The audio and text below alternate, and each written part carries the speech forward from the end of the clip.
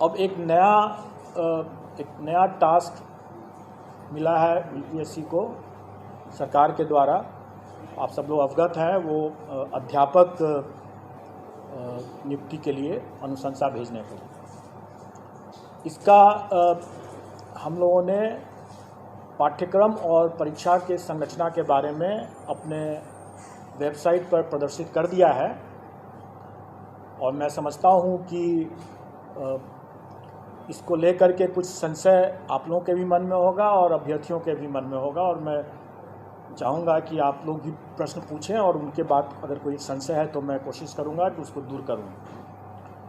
कुछ जानकारी मैं दे देना चाहूँगा ताकि आप लोग प्रश्न अगर पूछेंगे तो आसानी रहेगा। उसके बाद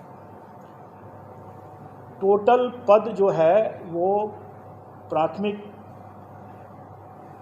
विद्यालय के लिए 79,943 है, जिसकी अधियाचना आयोग को प्राप्त हुई है। 79,943। उसके बाद माध्यमिक विद्यालय के लिए 32,916, 32,916। और उसके बाद हायर सेकेंडरी के लिए 57,602, 57,602। टोटल होता है 1,70,461, 1,70,461। आप लोग भी टोटल कर लेंगे। अब इसमें जो अर्हताएँ हैं वो सरकार के नियमावली में दिया हुआ है, और जहाँ जहाँ वो मिसिंग होगा वो सरकार के निर्देश पर और सरकार के साथ आयोग की बैठक, संयुक्त बैठक में जो निर्णय लिया जाएगा उसके अनुरूप वो होगा। और वो विज्ञापन के समय जब निकलेगा 1-2 दिन में, मैं समझता हूँ कि विज्ञापन भी हम लोग निकाल देंगे। वैसे मैं बता दूँ मोटा मोटी तौर पर कि प्राथमिक विद्यालय के लिए जो न्यूनतम अर्हताएँ होंगी वो inter pass plus CTET plus diploma in elementary education या बीएड अगर किया हो तो वो होना चाहिए। माध्यमिक विद्यालय के लिए graduation plus state STET plus BEd, और हायर सेकेंडरी के लिए पोस्ट ग्रेजुएशन होना है और स्टेट और बीएड होना है। डिग्री मतलब graduation plus state plus BEd. और इसमें जो नियमावली के हिसाब से ही जो लोग वर्ष 2012 के पूर्व के जो होंगे, जो नियोजित हैं, उनके लिए टीटी मतलब टीचर्स एलिजिबिलिटी टेस्ट से वो उनको एग्जेम्पशन है। 2012 से? हाँ, तो ये हुआ। उसके अलावा फिर एज रिलैक्सेशन भी है उन लोगों के लिए। वो सारा चीज़ नियमावली में पहले से दिया हुआ है, वही चीज़ विज्ञापन में हम लोग रिपीट कर देंगे। अब जो हम लोगों ने जो पाठ्यक्रम निकाला और जो उसके लाइट में लोगों को जो जिज्ञासा या संशय है, थोड़ा मैं उसको दूर करना चाहूँगा। पहली बात कि ये लोग प्रश्न पूछ रहे हैं कि परीक्षा एक ही दिन में होगा, एक दिन से अधिक में होगा, तो हम लोग आवेदन जो मांगेंगे वो इन सभी पदों के लिए एक साथ मांगेंगे, एक ही आवेदन होगा। मतलब कहने का है कि एक कैंडिडेट अगर वो योग्य है तो वो प्राथमिक के साथ साथ वो हाई स्कूल के लिए भी और हायर सेकेंडरी स्कूल के लिए भी, तीनों के लिए वो अप्लाई कर सकता है। एक साथ अप्लाई एक साथ कर सकता है। और जब हम अप्लाई करने की जब हम उसको सुविधा देंगे, क्योंकि उसका हक भी है, अगर वो योग्य है तो तीनों में अप्लाई कर सकता है, तो स्वाभाविक है कि हम उसको तीनों के लिए परीक्षा में उत्तीर्ण होने के लिए भी हम उसी हिसाब से परीक्षा की तिथि को रखेंगे, ताकि अगर वो योग्य कैंडिडेट है तो वो तीनों परीक्षा में अलग अलग तिथि पर वो भाग ले सकता है। अब हम आते हैं पाठ्यक्रम के बारे में। पाठ्यक्रम या और परीक्षा की जो संरचना है वो हम लोगों ने इस तरीके से डिसाइड किया है कि एक पेपर जो होगा वो क्वालिफाइंग नेचर का है और वो भाषा का पेपर जो है वो क्वालिफाइंग नेचर का है। उसमें उसको सिर्फ पास करना है, उसका मेरिट में नहीं जुटेगा। उसमें भाषा में 2 सेक्शन रहेगा। एक सेक्शन अंग्रेजी है जो सबको करना है और दूसरा सेक्शन में विकल्प है, मतलब कि वो हिंदी, उर्दू या बांग्ला। क्योंकि हमारे पास जो पद आए हैं प्राथमिक में, उसमें बांग्ला के लिए 148 पद है, उर्दू के लिए 12,729 पद है और बाकी जो प्राथमिक के जो बाकी हैं वो सामान्य मतलब हिंदी के हैं। ये जो क्वालिफाइंग वाला जो मामला है जिसमें 25 मार्च का अंग्रेजी मैं आपकी जिज्ञासा को जल्दी ही शांत कर दूंगा। 25 मार्क्स जो रहेगा वो, और सभी एग्ज़ाम जो हमारे हैं वो MCQ बेस्ड हैं, मतलब कि ऑब्जेक्टिव टाइप के हैं और मल्टीपल चॉइस क्वेश्चंस रहेंगे। और क्वालिफाइंग नेचर का जो पेपर भाषा का है उसमें अंग्रेजी 25 नंबर के रहेंगे, 25 प्रश्न, और हिंदी या उर्दू बांग्ला जो रहेगा वो 75-75 का रहेगा। उसमें से कोई एक चुनना है उनको, मतलब टोटल 100 नंबर के 100 प्रश्न रहेंगे और पूरे पेपर में उनको 30% मतलब कि 30 नंबर न्यूनतम लाना होगा, तभी वो पास करेंगे, नहीं तो वो परीक्षा से, प्रतियोगिता से बाहर हो जाएंगे। इसमें जो लोगों को जिज्ञासा है कि पहला कि क्या 30% अंग्रेजी में अलग और हिंदी में अलग लाना है, तो ऐसी बात नहीं है। संयुक्त रूप से उनको 30% लाना है, मतलब 30 नंबर लाना है। लेकिन मेरा यह मानना है कि ऐसा नहीं हो सकता है कि कोई शिक्षक हों और वह सड़क पर अगर चल रहे हैं और सड़क पर जो रोड पर जो साइनेजेस रहता है वो अंग्रेजी में भी रहता है, तो उसको न पढ़ सकें, वो शिक्षक क्या हुए? जो राह चलते हुए जो रोड के जो साइनेजेस है उसको अंग्रेजी में अगर लिखा हुआ है तो उसको भी न, तो क्या वो अच्छी गुणवत्ता के शिक्षक हुए? इसलिए हम लोग प्रश्न के स्तर को हम लोग इस तरह से रखने का कोशिश करेंगे कि हम उनको, अंग्रेजी ज़रूर सरल रहेगा, कठिन नहीं रहेगा। हम मानते हैं कि यहाँ पर हिंदी भाषी प्रदेश है तो अंग्रेजी का प्रश्न कठिन नहीं रहेगा, लेकिन इसका ये मतलब हुआ कि हिंदी का भी प्रश्न सरल नहीं होगा, क्योंकि अगर हिंदी का प्रश्न भी सरल हुआ और अंग्रेजी का प्रश्न भी सरल हुआ तो सब हिंदी ही देख करके निकल जाएंगे। इसलिए थोड़ा हम लोग भी दिमाग लगाएंगे और मैं चाहूँगा कि अभ्यर्थी भी थोड़ा तो अंग्रेजी भी पढ़ ही लें, ताकि वो शून्य न हो अंग्रेजी उनका, क्योंकि शून्य से अगर फिर वो आगे नहीं बढ़ पाएंगे, राह चलता वो साइनेज भी नहीं पढ़ पाएंगे, तो वो अपने छात्रों को कैसे पढ़ाएंगे। ये रही बात जो हमारे वैकल्पिक जो क्वालिफाइंग नेचर के जो भाषा का जो पत्र है उसके बारे में मैंने बताया। इसके बाद अब मेन पेपर होगा। मेन पेपर 150 नंबर का होगा जिस पर कि मेरिट होगा, और हर स्कूल के कैटेगरी के लिए एक ही मेन पेपर है। जैसे प्राथमिक के लिए सिर्फ एक मेन पेपर है, अगर हम हाई स्कूल के लिए जाते हैं तो उसके लिए भी एक ही मेन पेपर है, और अगर हम इंटर स्कूल के लिए भी जाते हैं, मतलब हायर सेकेंडरी स्कूल के लिए जाते हैं तो उसके लिए भी एक ही मेन पेपर है। एक ही पेपर उसके बाद देना है, और वो अगर कोई अभ्यर्थी अगर तीनों श्रेणी के लिए अप्लाई करता है तो स्वाभाविक है कि उसको फिर तीनों पेपर देना होगा। अलग अलग दिन होगा लेकिन देना होगा तीनों के। मेरिट लिस्ट अलग अलग बनेगा क्योंकि सबके लिए अलग अलग वो परीक्षा है।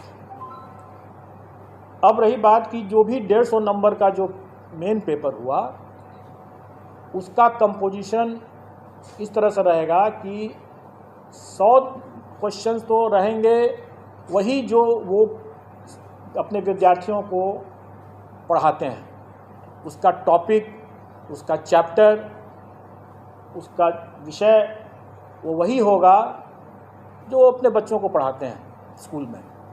इसलिए अगर ये जिज्ञासा है कि उसका हम सिलेबस में विस्तार करके दें, तो मेरा ये कहना होगा कि बिहार एग्जामिनेशन बोर्ड का जो सिलेबस है बच्चों के लिए, उसी को देख लें,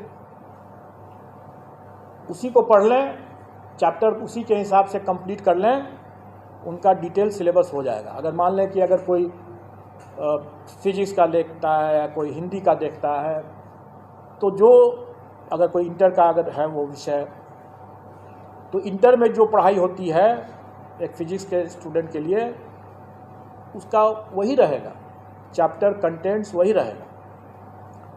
प्राथमिक विद्यालय में भी अगर जो बच्चों को जो पढ़ाते हैं शिक्षक, वो वही रहेगा कंटेंट, वही चैप्टर्स वही रहेंगे। मतलब सिलेबस का जो विस्तार, डिटेल सिलेबस की जो लोग मांग कर रहे हैं, वो करना ज़रूरत नहीं है, क्योंकि अगर उसको देखना है तो अपने बिहार एजुकेशन बोर्ड का सिलेबस बच्चों का उठा के देख लें और उसी की पढ़ाई कर लें। अब रही बात कि शिक्षक हैं, वो बच्चों से उनका ज्ञान ज़्यादा होना चाहिए, बच्चों से उनका स्तर ज़्यादा होना चाहिए, तभी तो पढ़ा पाएंगे। तो स्वाभाविक है कि प्राथमिक शिक्षक के लिए जो अभ्यर्थी होंगे, उनका चैप्टर तो वही होगा जो बच्चों को पढ़ाने वाला है, लेकिन उसका स्तर जो होगा वो बच्चों वाला तो नहीं होगा। उनका स्तर जो उनके लिए जो, जैसे प्राथमिक शिक्षक के लिए न्यूनतम निर्धारित योग्यता जो है वो इंटर है,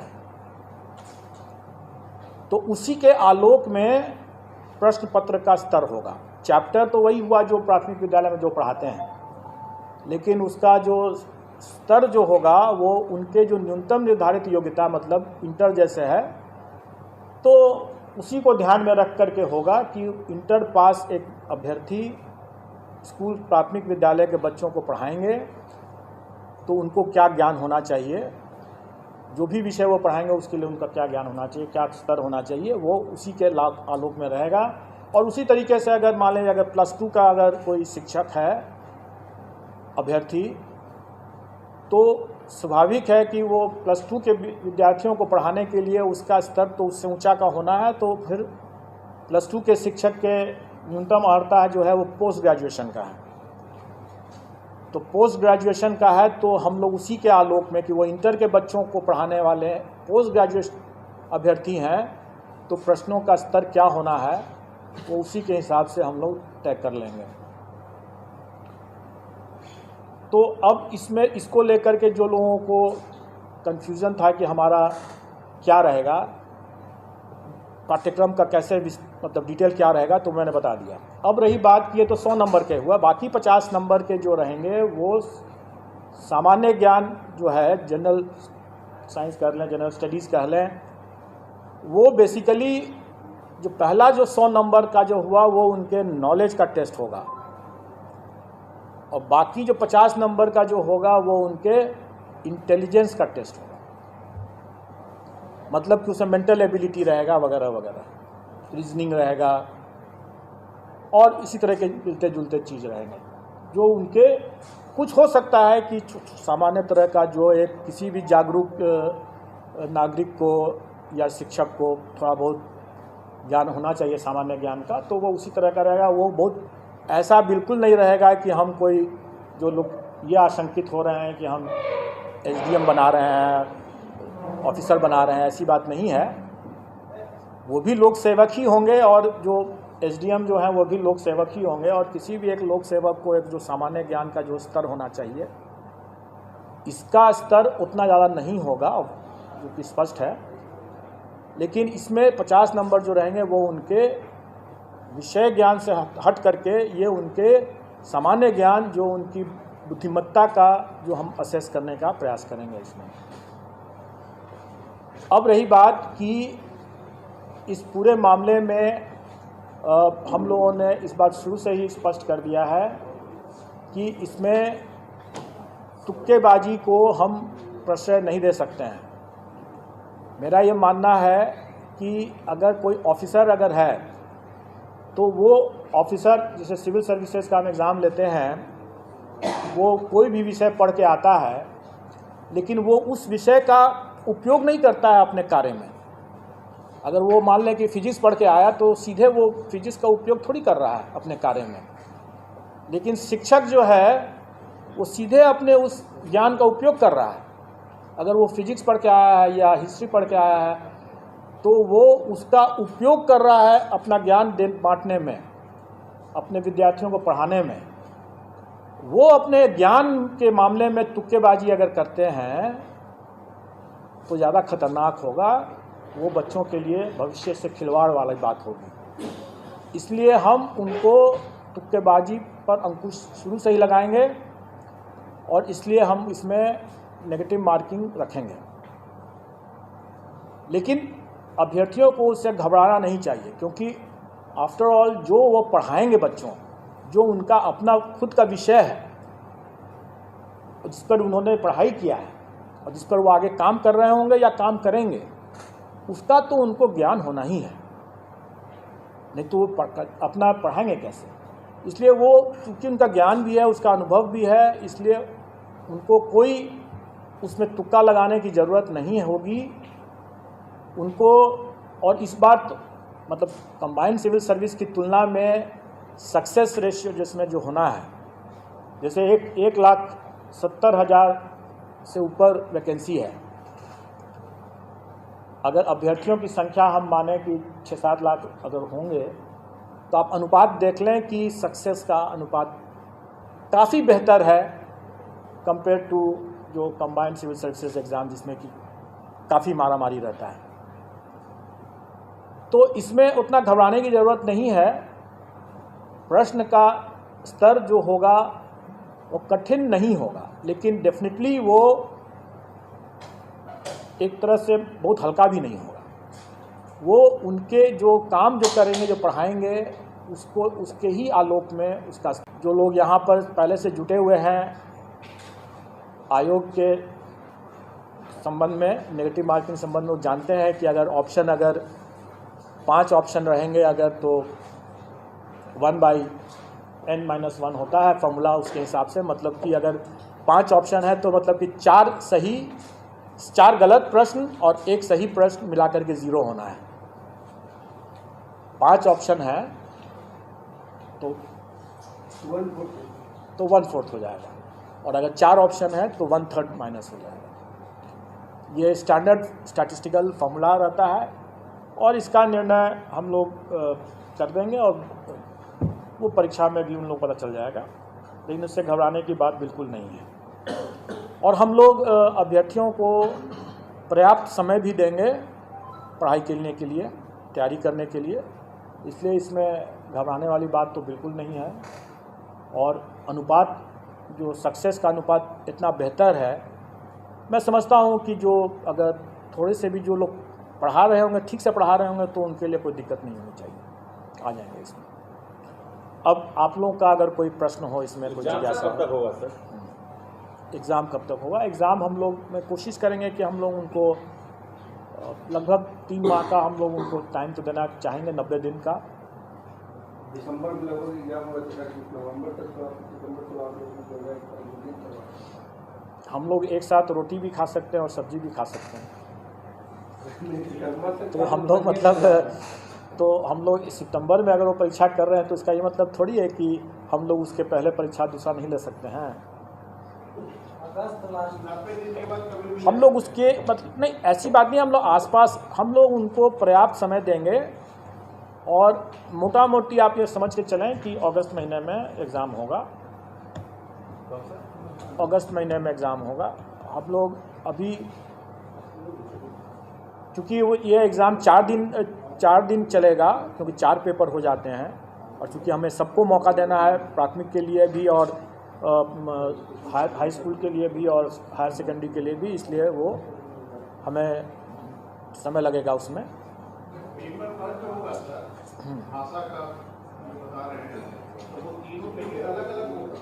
नहीं, वो तीनों के लिए एक होगा,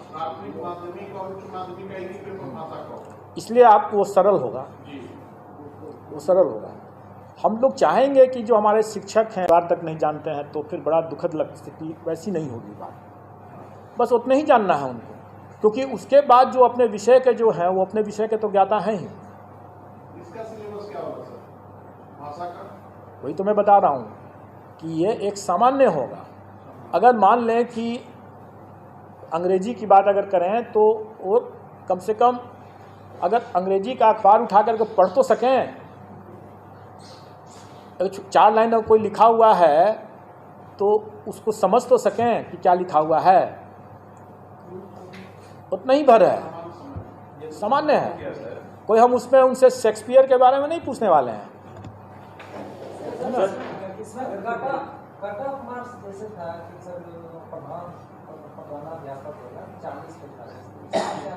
वो सामान्य प्रशासन का बहुत पुराना सर्कुलर है और वो सभी परीक्षाओं में लागू है, वो इसमें भी लागू है।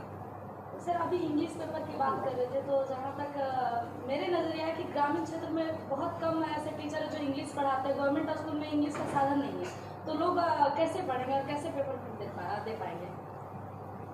देखिए, जैसे आप शायद पता नहीं थी कि नहीं थी, मैंने बताया कि क्या ग्रामीण क्षेत्र के लोग पटना नहीं आ रहे हैं? आ रहे हैं। और सड़कों पर आजकल पटना के सड़कों पर आप देखेंगे कि साइनेजेस जो हैं काफ़ी अंग्रेजी में लिखे हुए हैं। जितने व्हाट्सअप जो होते हैं, बहुत से व्हाट्सअप तो अंग्रेजी में भी लिखते हैं ना। सीनियर टीचर्स जो है, कोई एक अगर हम बिहार के भविष्य के लिए बात कर रहे हैं, हमारे बच्चे क्या उनकी सीमाओं से बच्चे की भी जानकारी या उनका जो ज्ञान जो है बाधित हो जाए? नहीं होना चाहिए। हम उनको अंग्रेजी पढ़ाने के लिए नहीं कह रहे हैं, क्योंकि वो अंग्रेजी विषय के वो शिक्षक नहीं है, इसलिए अंग्रेजी वो नहीं पढ़ा रहे हैं। लेकिन उनको इतनी जानकारी तो होनी ही चाहिए ना, जो अपने, क्योंकि वो अगर प्राथमिक विद्यालय के अगर शिक्षक है तो वो सब कुछ पढ़ा रहे हैं। हाई स्कूल के हैं तो वो अलग बात है, फिर तो विषयवार हो गया, फिर उसको अंग्रेजी के अलग विषय के शिक्षक होंगे। 25 नंबर है अंग्रेजी में, 75 है हिंदी में। हम अंग्रेजी नहीं बना, 75 सिर्फ हिंदी बना। तो आपने मैंने इसके बारे में जवाब दे दिया है। मैंने इसके बारे में जवाब दे दिया है, इसलिए उसको आप समझ लें। सर एक चीज़ है सर, इसमें कहा जा रहा है सर, जो बीएड और ये सब का जो क्वालिफिकेशन रखा गया, ट्रेनिंग से रिलेटेड क्वेश्चन क्यों नहीं सर रखा गया? Yes, good question. मैं बता दूं, आप जो तीनों स्तर के, क्योंकि अभी मेरे पास मध्य विद्यालय की वैकेंसी नहीं आई है, इसलिए मैं मध्य विद्यालय के बारे में नहीं बता रहा हूँ। अभी कुछ तय नहीं हुआ है, उसका जब आएगा तो उस समय देखा जाएगा। लेकिन अभी जितने भी स्तर लेवल के विद्यालय के शिक्षकों के बारे में मामला है, सब में देखेंगे कि अनिवार्य अर्हता में सीटेट, एस्टेट ये है या बीएड डीएलएड है। ऐसी स्थिति में उन परीक्षाओं में प्रशिक्षण संबंधित, कैसे पेडागोजी जो कहते हैं उसके संबंध में, या चाइल्ड डेवलपमेंट के बारे में ऑलरेडी उसकी परीक्षा वो टीचर्स एबिलिटी टेस्ट में दे चुके हैं। तो अब फिर से उसी चीज़ के अगर हम लेने लगे हैं तो फिर आप ही लोग कहेंगे कि जब उसमें जब ले ही चुके हैं तो फिर इसमें भी वही चीज़ ले रहे हैं, तो नई परीक्षा की क्या ज़रूरत है? नई परीक्षा की ज़रूरत इसलिए है क्योंकि जो अभ्यर्थियों की संख्या अगर 6 लाख है और अगर हम उसमें से 1,70,000 ही को हमको अगर लेना है, तो स्वाभाविक है कि हम मेरिट बेस्ड ही हम सिलेक्शन प्रोसेस करेंगे। अब रही बात कि पेडागोजी जो है या चाइल्ड डेवलपमेंट, सीडीपी जिसको कहते हैं, चाइल्ड डेवलपमेंट पेडागोजी की बात जो कहते हैं, ये ऐसा चीज़ है जिसके लिए वो पहले से एलिजिबल हो, अपनी पात्रता पहले से प्रमाणित कर चुके हैं। दूसरी बात कि ये ऐसा मामला है कि वो भविष्य में, क्योंकि वो टीईटी करके आए हुए हैं, वो जब स्कूल में जब जाएंगे वहाँ भी और भी अनुभव ज्ञान अभी हासिल करेंगे, उनका उसमें निखार आना ही है। उस पर हमको एक बार जब वो एलिजिबिलिटी टेस्ट कर चुके हैं उस बिंदु पर, तो दोबारा हमको उसी बिंदु पर उसकी परीक्षा लेने का कोई मतलब नहीं है। ये भाषा वाले में आप जनरल लोग या इंग्लिश और हिंदी दोनों होना चाहिए, लेकिन अगर कोई बंगला का इंस्ट्रूमेंट है या उर्दू का इंस्ट्रूमेंट है, उसके लिए क्या वो भाषा का क्या? वही तो मैं बताया ना कि हिंदी ऑब्लिक उर्दू ऑब्लिक बंगला। हिंदी ऑब्लिक, अगर प्रश्न पत्र बाइलिंगुअल रहेगा या हिंदी केवल? देखिए, प्रश्न पत्र जो हमारा जो सब्जेक्ट का जो रहेगा वो बाइलिंगुअल रहेगा, लेकिन नेचुरली अगर हिंदी का प्रश्न अगर है, का पेपर है, तो हिंदी में ही सिर्फ रहेगा। अगर इंग्लिश का है तो फिर उसमें हिंदी तो नहीं रहेगा। एक उर्दू वाले की मदरसा वाले जो लैंग्वेज का जो विषय का जो पेपर रहेगा वो उसी लैंग्वेज में रहेगा, जो उसमें बाइलिंगुअल नहीं रहेगा। ये पीईटी को लेके बिहार में जो अब तक परीक्षाएं हुई है, इसमें महिलाओं को विशेष छूट दिया गया है कि 85% छूट दे दिए, 85 मार्क्स है। तो क्या वो छूट आप जारी रखेंगे या फिर 90 का है? देखिए, जो मिनिमम क्वालिफाइंग जो कट ऑफ है वो सरकार के द्वारा पहले से निर्धारित है। उसमें महिलाओं के लिए अलग है, सामान्य के लिए अलग है। वो उसका पूरा आप लोगों को ज्ञान होगा, हमारे पाठ्यक्रम में भी वो फॉर्म परसेंटेज लिखा हुआ है। अब रही बात कि सरकार ने इस बार जो नियमावली जो बनाया है उसमें प्राथमिक विद्यालय के शिक्षकों के लिए शिक्षकों के पद पर महिलाओं के लिए आरक्षण जो है 50% शायद रखा है, 50% रखा है, तो अन्य में 30% या 35%।